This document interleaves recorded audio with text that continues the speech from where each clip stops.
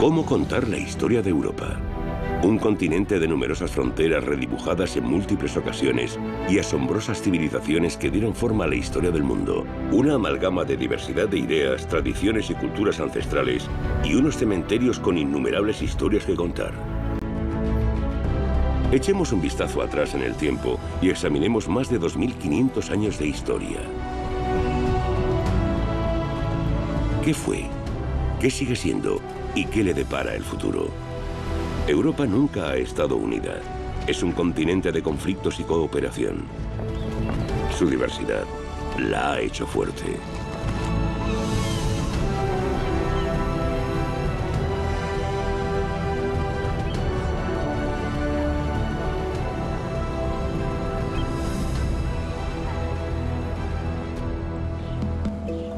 Venecia, la Serenísima, la tranquila ciudad de los canales, es quizás el más bello resultado de las invasiones bárbaras.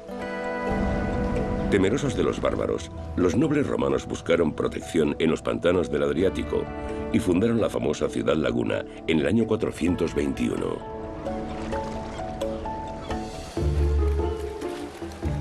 En la Edad Media, Venecia se convierte en un gigante comercial en el Mediterráneo. Su anual Festa Sulacua, fiesta sobre el agua, conmemora el antiguo poder de la República Marítima y sus líderes, los dogos. La libertad económica atrae a comerciantes de toda Europa, quienes construyen casas mercantes a lo largo del Gran Canal.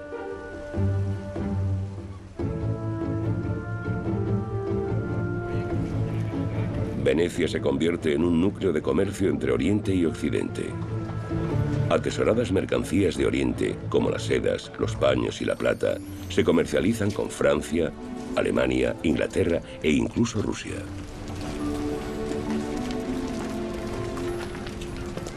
Por primera vez, las papilas gustativas europeas degustan exóticas especias como la pimienta india, la nuez moscada, el ajo y la canela. Europa crece unida por el comercio. Aquí todos negocian. La fe y la cultura no importan siempre y cuando haya buenos beneficios. La combinación de densidad de población, actividad económica y comercio da lugar al capitalismo. La primera forma de capitalismo en Europa es el llamado capitalismo mercantil, con asociaciones de comerciantes que juntan su dinero para financiarse flotas. El comercio marítimo hace que los europeos descubran el mundo. Los comerciantes italianos no temen a los viajes largos o peligrosos si hay ganancia. Pero una tormenta o un ataque pirata puede arruinar su inversión.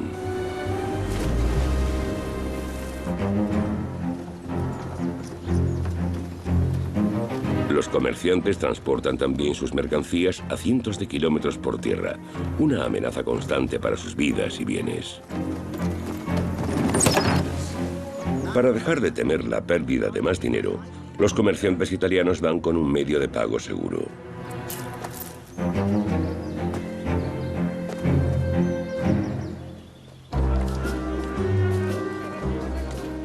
Su idea es tan simple como genial. En lugar de usar monedas, introducen las llamadas letras de cambio en el mercado europeo. Los comerciantes anotan la cantidad acordada y el vendedor, solo el vendedor, puede cambiar la letra por dinero, donde quiera que se haga el negocio.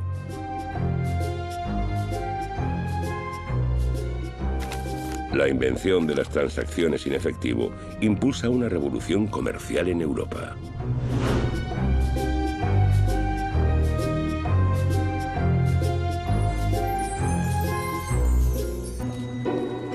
Y los italianos inventan también dónde cobrar tales letras. Los banchieri abren sus locales primero en Venecia y luego en otras ciudades del norte de Italia. No necesitan mucho, un asiento bajo el cielo abierto y un escritorio o banco, como lo llamaban en italiano. Cuando un banquero quebraba, el banco acababa roto. De ahí ese famoso término, bancarrota. Los cambistas pronto administran las cuentas de sus clientes. Con las arcas llenas, comienzan a conceder préstamos, con intereses, claro. De repente, el dinero en sí se convertía en mercancía para hacer negocios. Se convertía en capital. Los banqueros del norte de Italia son los precursores de una nueva era, los primeros capitalistas. Pero hoy en día, los bancos parecen menos modestos. En el siglo XIII, los banqueros italianos establecen las primeras entidades de crédito en Europa, desatando una dinámica imparable.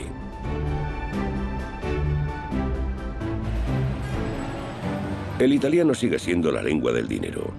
Muchas palabras del mundo financiero provienen de Italia, como crédito, cash o giro.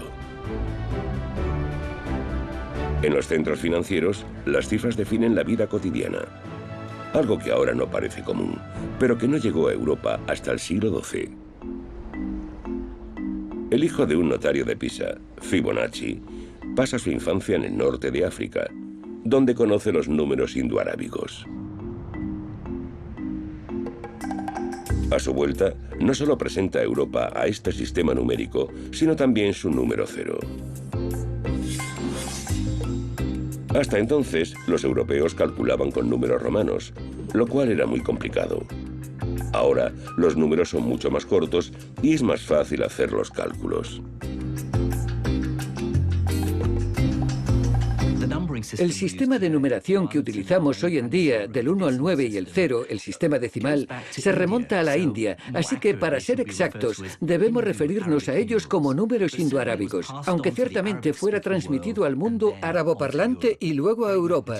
Grandes matemáticos como Al-Khwarizmi mostraron mucho interés en este sistema decimal y de hecho matemáticos europeos como Fibonacci, quien viajó mucho por Oriente Medio y conoció a Al-Khwarizmi, tradujeron su obra al latín y la llevaron a Europa. Florencia se convierte en la cuna del capitalismo. Poderosas familias bancarias viven aquí. Su inyección de capital promueve el ascenso de la ciudad como perla del Renacimiento.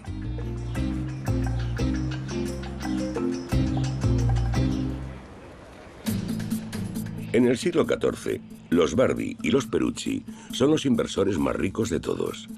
Tanto es así que hasta los reyes les piden dinero para financiar sus cortes o guerras.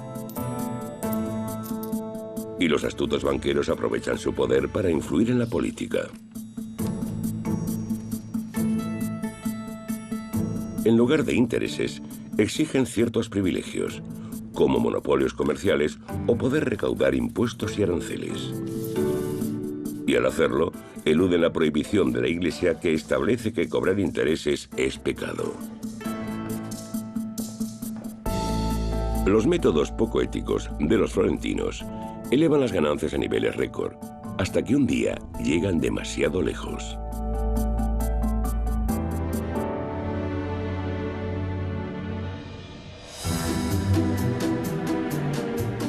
Han logrado que incluso el Papa sea cliente suyo. En el siglo XIV, las familias Bardi y Perucci comienzan a recaudar impuestos para él, y el Papa les ordena que transfieran las donaciones desde Inglaterra a su palacio en Aviñón. Y como no, los banqueros encuentran un modo de beneficiarse de tal tarea. En lugar de transportar paquetes de dinero a Francia, el Papa recibe un cheque, mientras que los florentinos siguen trabajando con su dinero en Inglaterra. Ahí es donde entra el rey de Inglaterra. Eduardo III necesita una gran suma para librar una guerra contra Francia. Se la pide prestada a los italianos, pero necesita cada vez más y al final es incapaz de afrontar su deuda. Las operaciones financieras se desmoronan como un castillo de naipes. Es la primera crisis bancaria de la historia. Y el patrón se repite. La última vez en otoño de 2008. Los precios de las acciones caen en picado en todo el mundo. ¿La razón? La especulación bancaria con préstamos inmobiliarios de riesgo en Estados Unidos. Entonces estalla la burbuja inmobiliaria. Lehman Brothers se declara en quiebra, arrastrando a otros bancos al abismo. Los pequeños inversores son abandonados y los bancos europeos rescatados. En la Edad Media, los Bardi y los Peruzzi se ven obligados a huir de Florencia, pero tras un tiempo se les permite regresar a cambio de una pequeña suma.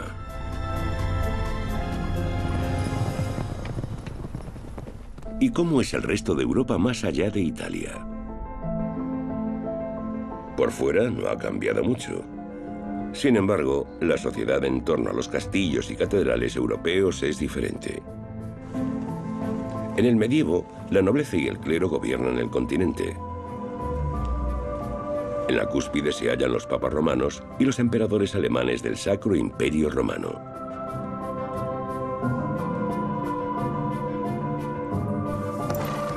El 80% de los europeos vive en zonas rurales. Desde el comienzo del primer milenio, se han beneficiado de un clima templado. Y experimentan también una pequeña revolución. Los rendimientos crecen debido al arado de reja y a la rotación de cultivos trienal. Los europeos ya no tienen que pasar hambre. La población de Europa se duplica, de 40 millones en el año 1000 a casi 80 millones en el 1300. En Francia, Alemania e Inglaterra llega a triplicarse. Por primera vez, los agricultores pueden vender sus productos.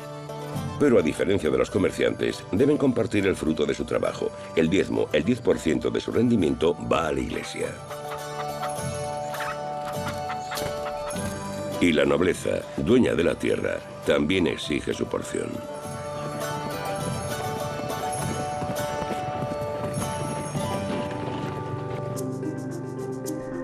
Cada vez más europeos se mudan a la ciudad para huir de la opresión y la condescendencia y buscar nuevas oportunidades.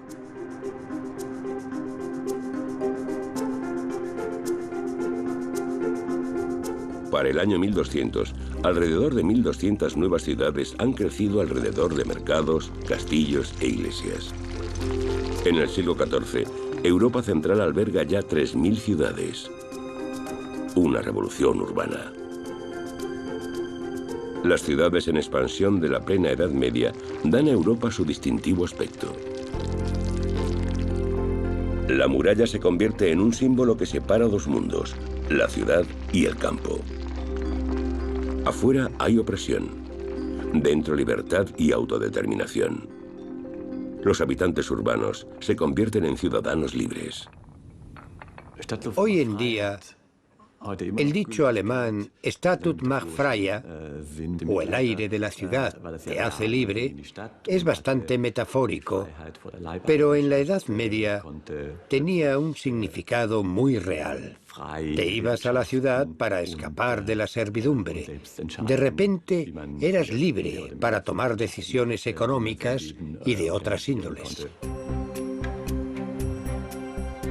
Entre los siglos XI y XIII, la atmósfera de huida se extiende por toda Europa. Se podría pensar que el mundo se sacudió para desempolvarse. Las comunidades cristianas competían por construir iglesias más pomposas que sus vecinos.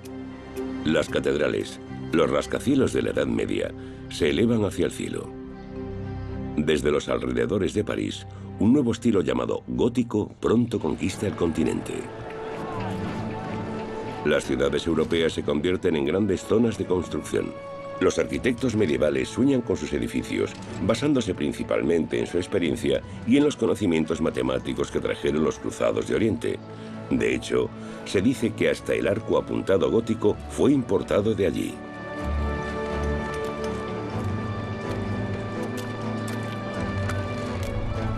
Los gremios de la construcción son un proyecto europeo.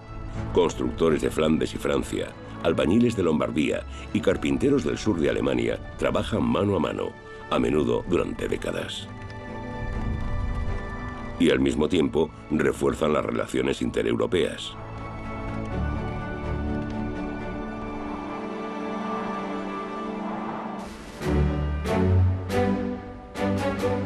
Hasta ahora han trabajado para obispos, reyes y emperadores. Pero en Lübeck, unos ricos ciudadanos encargan la construcción de la iglesia de Santa María. El techo abovedado de ladrillo más alto del mundo simboliza el poder de una nueva clase que comienza a desempeñar un papel destacado en Europa: los comerciantes.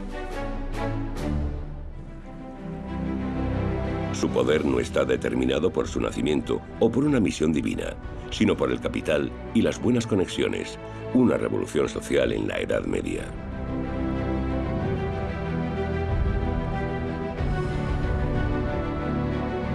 En el siglo XIII, una unión de comerciantes y ciudades se ha convertido en una verdadera superpotencia en el norte de Alemania, la Liga Hanseática o Hansa. Lübeck gobierna durante siglos esta unión, un mercado común que forma una especie de Unión Europea medieval.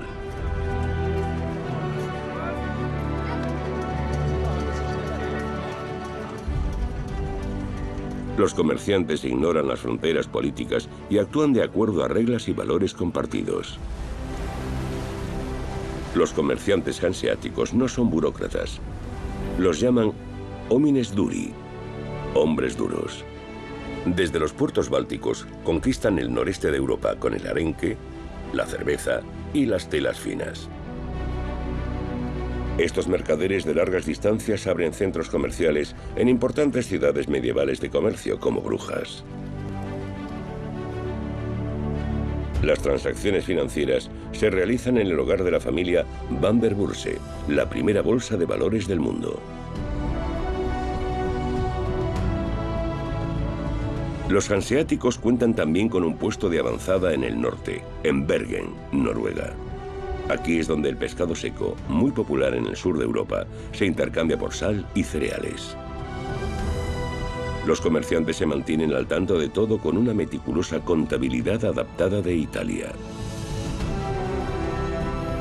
Desde la rusa Novgorod, desarrollan económicamente el extremo noreste de Europa. Las pieles contribuyen a mantener las relaciones europeas aquí.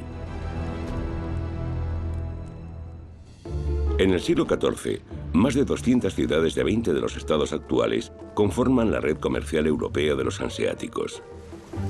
Desde Brujas, Burdeos y Londres en el oeste, hasta Colonia, Nuremberg y Venecia en el sur. El noreste incluye Novgorod, Riga y Tallinn. Juntos forman una especie de mercado común mucho antes de la creación de la Unión Europea. Hoy, las antiguas ciudades hanseáticas bálticas, como Tallinn en Estonia, referencian con orgullo a las tradiciones hanseáticas y a sus centenarias relaciones con Occidente. Tras independizarse de la Unión Soviética, se unieron a la Unión Europea y el legado hanseático perdura.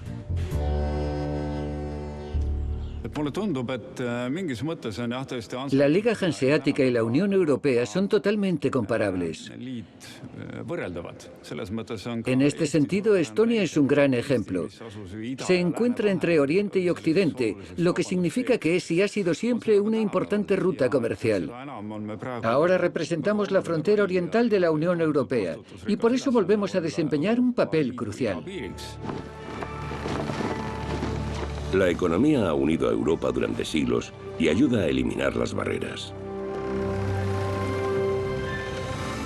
En la plena Edad Media, el comercio reaviva las relaciones europeas.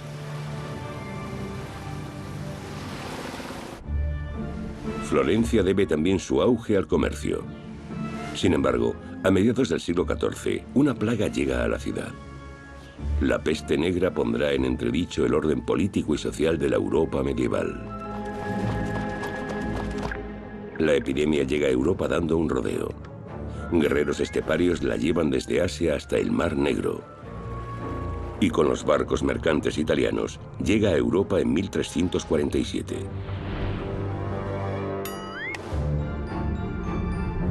Golpea a casi todo el continente y en pocos años mata a más de 20 millones de personas, la mitad de la población de Europa.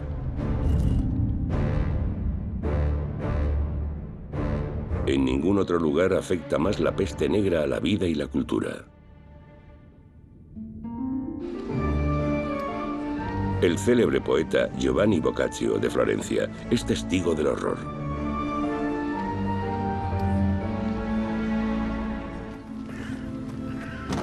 Todo estaba lleno de muerte.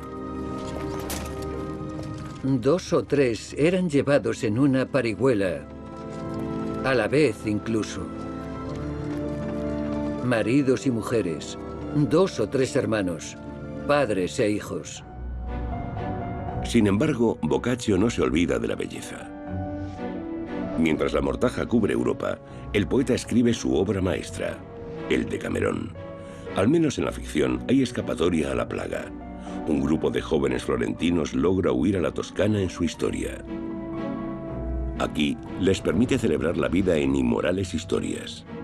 Una fuga de la realidad que inspira a poetas de toda Europa.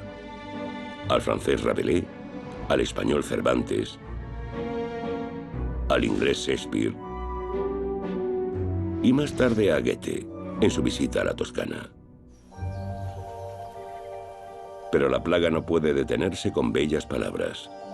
Llega hasta los últimos rincones de Europa.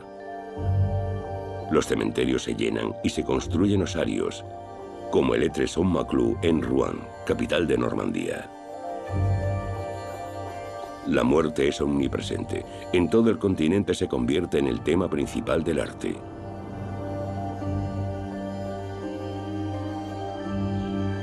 Otro rastro lleva a Tallinn, Estonia. La iglesia se halla impotente y la gente duda de su fe. Antes de la peste, creían que los buenos iban al cielo y solo los malos debían temer al purgatorio. Pero ahora hay un infierno en la tierra para todos, reyes, clérigos, campesinos o ciudadanos. La muerte negra no distingue entre clases y barre todas las jerarquías. Lo que queda es la esperanza por la otra vida.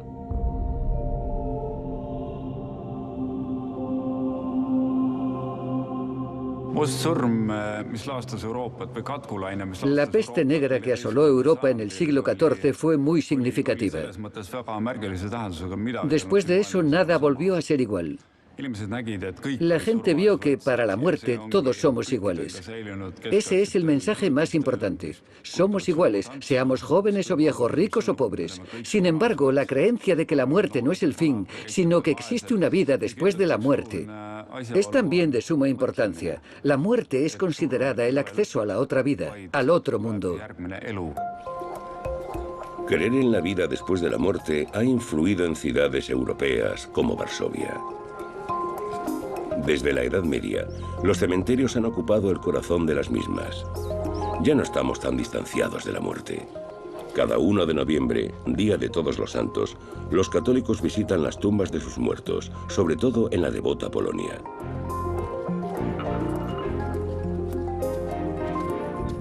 Con velas, alumbran un rayo de esperanza para la vida eterna. Quizás su arraigada fe responda a que Polonia se salvó en gran medida de la peste negra.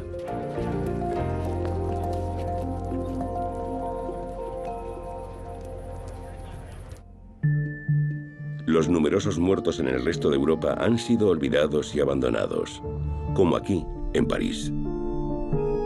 Los cementerios se llenan en el siglo XVIII, de modo que los huesos se trasladan a las catacumbas, el inframundo de la ciudad. En este lugar, la muerte es una atracción turística. En otros sitios, prefieren ignorarla.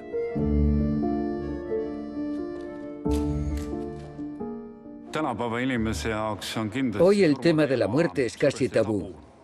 Lo evitamos. Vivimos en este mundo como si no existiera la muerte. Vivimos y consumimos sin pensar en ella, hasta que llega la muerte y nos lleva. Hoy conocemos la muerte científicamente. Ha sido desmitificada, reducida a enfermedades y sus causas. Bajo condiciones controladas, buscamos antídotos efectivos. La peste ya no nos aterra. En Europa fue exterminada. La causa, una bacteria poco notable, puede ser tratada con antibióticos simples. Los europeos medievales están lejos de esta percepción. La gente se siente indefensa, a merced de la plaga. Donde quiera que miren, hay enfermedad y muerte. Eso desestabiliza la fe y la duda sobre la Iglesia crece. Como Dios no da respuestas, la sociedad busca un chivo expiatorio. La Iglesia no puede ofrecer protección, pero pronto encuentra un culpable, los judíos. Los sermones del sacerdote se llenan de odio. ¿No habían sido ellos quienes clavaron a Jesús en la cruz? Pues ahora los acusan de haber envenenado los pozos, una absurda afirmación. Los ciudadanos se convierten en asesinos en toda Europa Central, y los judíos son cazados, desterrados y eliminados por la superstición. Y por dinero.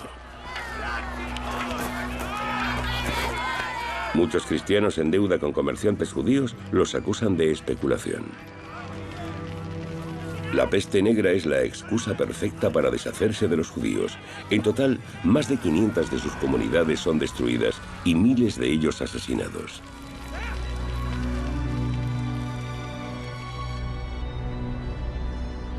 En el año 1349, los judíos son también expulsados de Nuremberg. Su sinagoga da el espacio para la iglesia de Nuestra Señora. Hoy, solo una estrella de David recuerda la casa judía de Dios.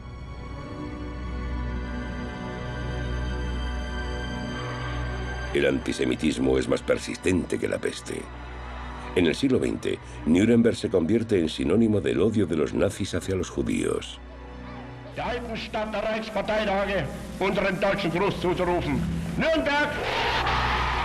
Aquí, en 1935, los nazis aprueban sus antisemitas leyes de Nuremberg y derriban una de las primeras sinagogas en 1938.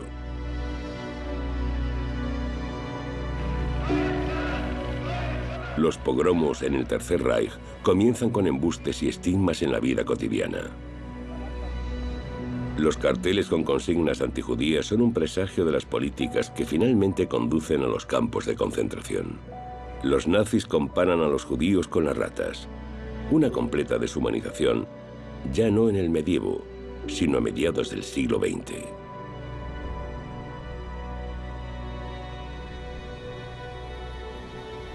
Unos 100 años después de la peste, una nueva catástrofe golpea a Europa. Hace frío, mucho frío. Debido a una pequeña edad de hielo, las cosechas no llegan a nada y Europa pasa hambre. Algo inimaginable hoy, pero cotidiano entonces. Dios no ofrece respuestas y los judíos habían sido desterrados o aniquilados. Así que los hombres de la Iglesia señalan al sexo débil. ¿No fue por culpa de Eva que la humanidad quedó desterrada del paraíso? Ahora, la sospecha se cierne sobre las mujeres, por hombres como Heinrich Kramer, un monje de Alsacia. A mediados del siglo XV, Alsacia se convierte en el centro de esta caza de brujas. No hace falta mucha imaginación para ver en este un lugar donde magos y demonios campen a sus anchas. Hasta el día de hoy, hallamos las casas de las brujas en estos idílicos pueblos.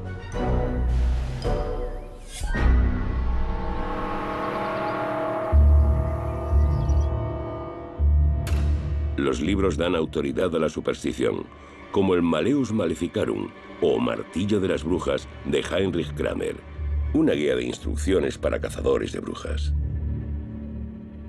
La caza de brujas se produce en la época de la pequeña edad de hielo. El clima cambia, es muy frío, arrasa con las cosechas y el ganado y causa enfermedades y epidemias. Esa es una de las razones por las que los poderosos de la época buscan chivos expiatorios. Eso seguimos viéndolo actualmente. Se culpa a un chivo expiatorio en vez de asumir responsabilidades para entender las cosas, para hallar una salida, para sobrevivir. La caza de brujas comienza en la Baja Edad Media, pero alcanza su punto máximo más tarde. La superstición se mantiene hasta la era de la Ilustración. Alrededor de 50.000 mujeres son víctimas de ella.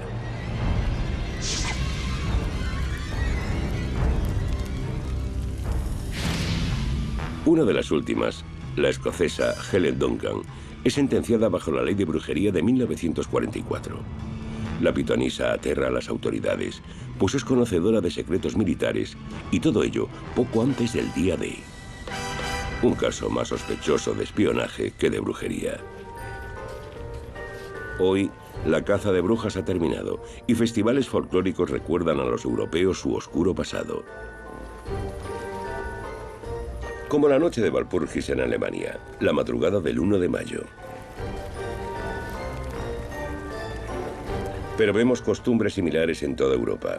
Los espíritus malignos solo se queman simbólicamente y son desterrados con música rock.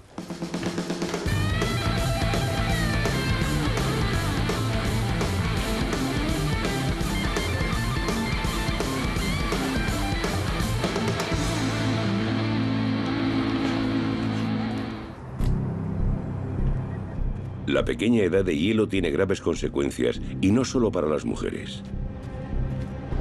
Los europeos de la Edad Media sufren especialmente las consecuencias del cambio climático. Lluvias torrenciales devastan cosechas enteras. Una catástrofe para los campesinos de la Europa medieval, ya que el sistema feudal les obliga a compartir sus bajos rendimientos con la nobleza y el clero.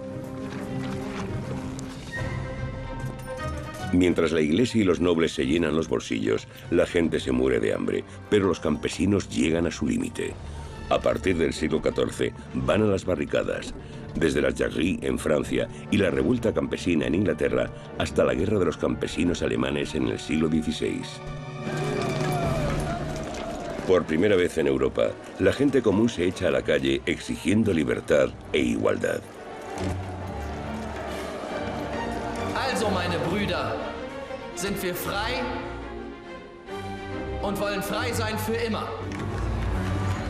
En 1525, un parlamento de campesinos alemanes resume sus demandas en sus 12 artículos, una de las primeras declaraciones de derechos humanos basada en la Biblia.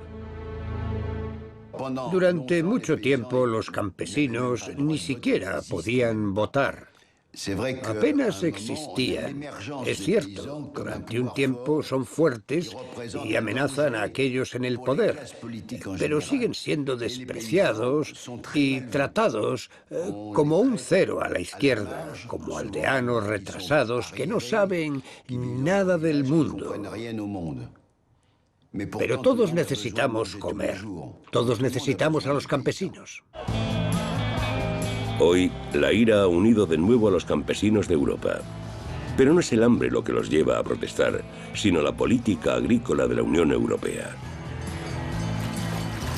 Producen en abundancia y siguen sin ver beneficios.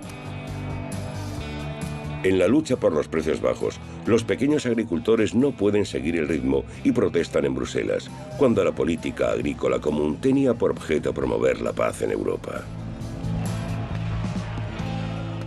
Tras la Segunda Guerra Mundial, en los años 50, se tomó la decisión de construir una Europa abierta, representada por el intercambio de alimentos. Para mí es un fuerte símbolo de que Europa se fundamenta sobre algo esencial. No se puede vivir sin comer 3 veces al día. El hecho de que esta política se sacrifique en favor de la agroindustria y de que cada Estado aplique sus propias políticas es sintomático de la división de Europa como espacio de vida compartido. Durante el medievo, la autodeterminación del pueblo sigue siendo un sueño. En toda Europa, la nobleza y el clero someten a los campesinos. Mientras el rey de Inglaterra endereza a sus súbditos, a mediados del siglo XIV provoca también la Guerra de los 100 años.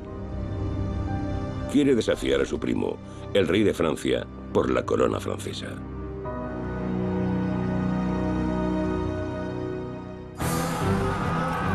La guerra permite a la gente olvidar sus conflictos internos. En el campo de batalla, las diferencias de estatus desaparecen. El enemigo común los une. En la Guerra de los 100 años, ingleses y franceses desarrollan por primera vez una identidad nacional. Son naciones forjadas con sangre y hierro. Un ejemplo que se impone en Europa.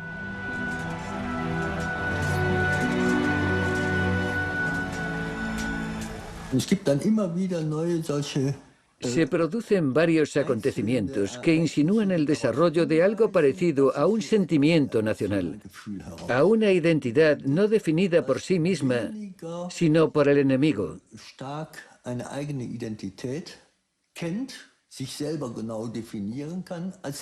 Fue como si dijeran, esto es Francia, ¿qué hacen aquí los ingleses? Cada nación tiene sus héroes, y eso ya se veía en la Francia medieval. Lo más sorprendente es que el icono nacional francés sería una mujer. Nació en 1412, en esta granja de Lorena. Su nombre, Jeanne d'Arc, o Juana de Arco.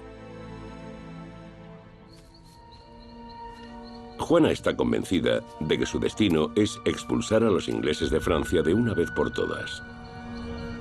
Tiene visiones, piensa que actúa en nombre de Dios. Pero debe llevar cuidado. Una mujer que oye voces puede ser tratada como una bruja.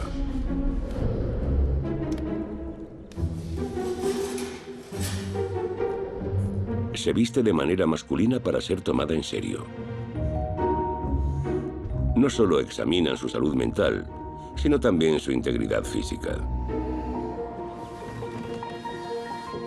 Solo después de verificar su castidad, puede Juana luchar por su rey. Intacta.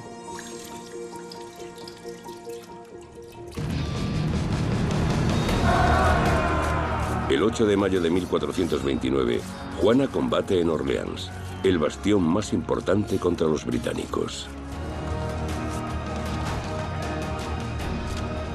Bajo su liderazgo, los franceses liberan la ciudad de los ingleses.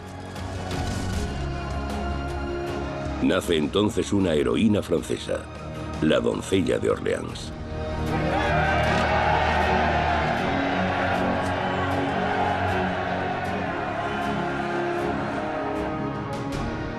Juana se convierte en un icono. Gracias a ella, los franceses recuperan la corona de Francia. Pero Carlos VII, ahora rey de Francia, pronto le da la espalda. Cuando acaba en cautiverio inglés en 1430, este la abandona. Las naciones pueden ser muy ingratas con sus héroes. La emancipación de Juana acaba en la Pira. En 1431 es condenada como hereje por la Inquisición en Rouen y quemada como una bruja, al igual que tantas otras mujeres de entonces.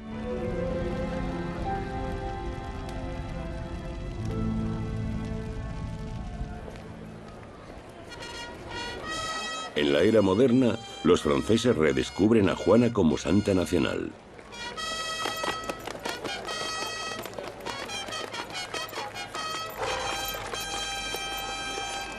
Desde los años oscuros, el 8 de mayo de cada año, la ciudad de Orleans recuerda a su libertadora. Sin embargo, no es hasta el siglo XIX que el culto alcanza su escala actual. En aquel entonces, el nacionalismo se puso de moda. Juana fue representada como la defensora de una Francia independiente. Hoy, la mayoría de franceses están por encima de todo eso. Sin embargo, algunos siguen tomándoselo muy en serio. Sobre todo los representantes del Frente Nacional. Cada año, el partido demuestra unidad nacional, al margen de lo distanciados que estén sus líderes. Independientemente de lo que los políticos hagan de ella, hoy, Juana de Arco representa una nueva conciencia nacional, desarrollada por primera vez en Europa durante la Guerra de los 100 años. Ahora, al corazón de una nación se accede a través del estómago. La lucha de franceses e ingleses ya no está en los campos de batalla, sino en las estanterías de los supermercados. Con productos patrióticos buscan ganar clientes. Es la forma más sana de nacionalismo.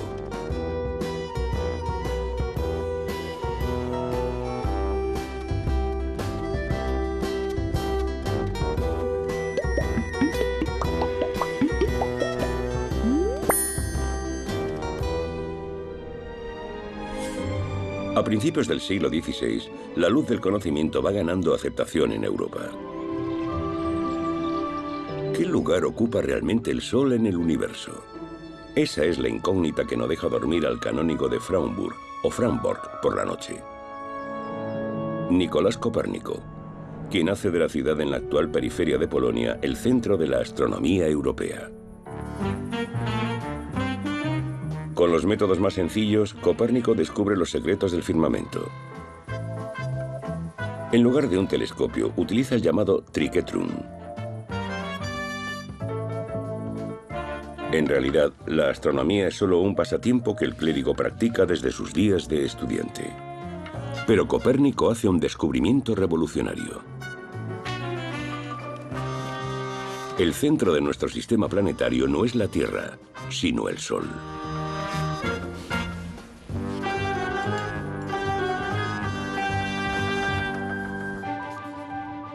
Primero, la revolución copernicana se produce en privado.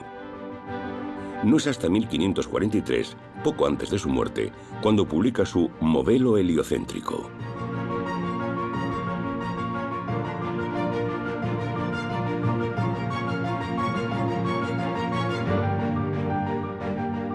El reformista protestante Martín Lutero tacha de necio a Copérnico.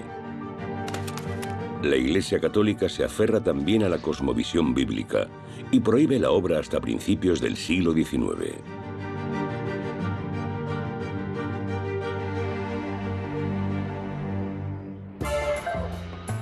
Ahora, hasta representantes del Vaticano osan mirar a las estrellas. De hecho, existen astrónomos papales, como el padre Juan Casanovas, un religioso amante de las estrellas, quien explica la aceptación tardía de la Iglesia como una falta de interés. Esa es mi opinión. Muchos filósofos clericales no estaban interesados en las leyes celestiales. La cuestión de si era el Sol el que giraba o la Tierra simplemente no les interesaba. 7, 6, 5, 4, 3, 2, 1. La obra de Copérnico marca un hito en el camino de Europa hacia la era moderna y el punto de partida de la exploración espacial.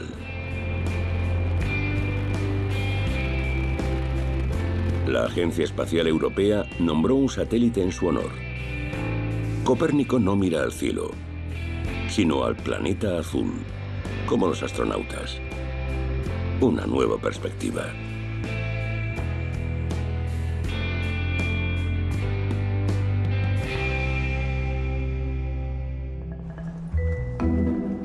Bruselas, siglo XVI.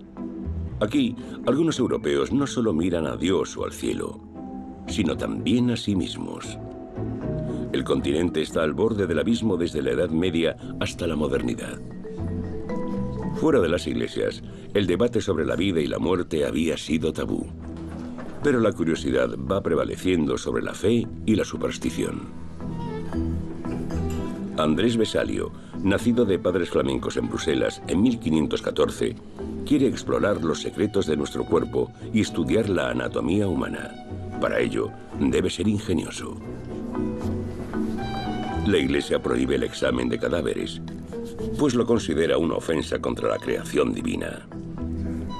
Para evitar ser perseguido, debe arreglárselas con cadáveres de animales o diseccionando cerdos asados.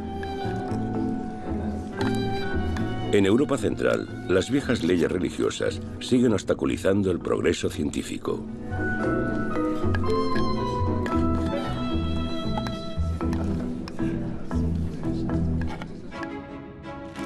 Por el contrario, el sur se convierte en un brillante ejemplo.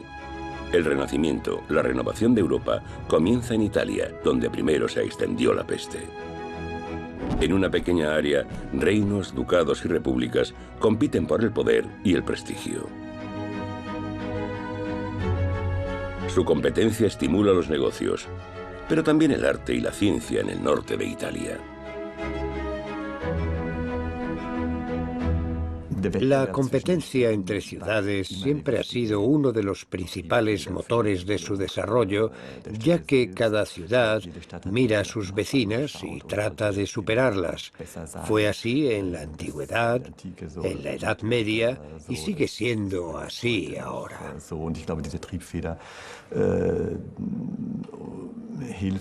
Creo que esto motiva a las ciudades a ser más bellas y atractivas, para ser capaces de atraer a las mentes más brillantes. Aires de progreso se respiran en ciudades como Bolonia a principios del Renacimiento. Andrés Vesalio también es atraído aquí, a la universidad más antigua de Europa, donde puede estudiar el cuerpo humano. Sus autopsias son públicas y tienen lugar en una iglesia para salvar las almas de los difuntos. De esta manera, obtiene la bendición del clero. En su teatro anatómico, Vesalio muestra al público sus primeros conocimientos sobre el cuerpo humano. Su estudio de la muerte marca el renacimiento de la ciencia.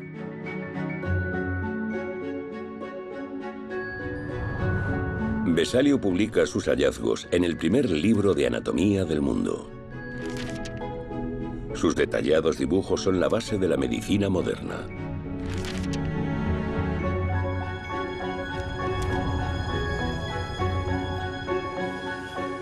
Hoy en día no se necesita un bisturí para mirar dentro del cuerpo humano, pero el cerebro, sede de la mente, sigue ocultando misterios.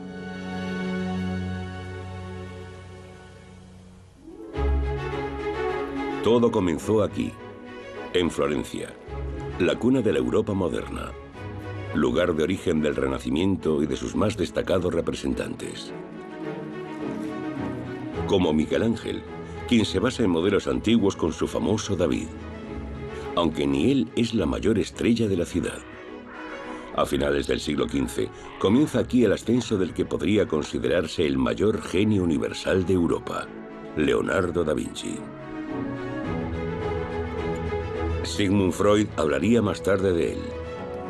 Fue un hombre que despertó demasiado temprano en la oscuridad, mientras los demás aún dormían. Nadie encarna mejor la inventiva europea que Leonardo. A partir de su observación de la naturaleza, diseña innumerables máquinas. Y aunque las voladoras nunca llegan a despegar, como muchas de sus creaciones, inspiran numerosos inventos modernos. En siglos posteriores, ingenieros europeos llevan a la práctica muchas de sus ideas. Leonardo, el padre de la tecnología moderna.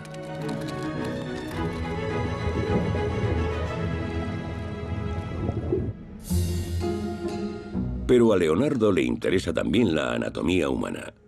Su estudio de la muerte no solo sirve a la ciencia, sino también al arte.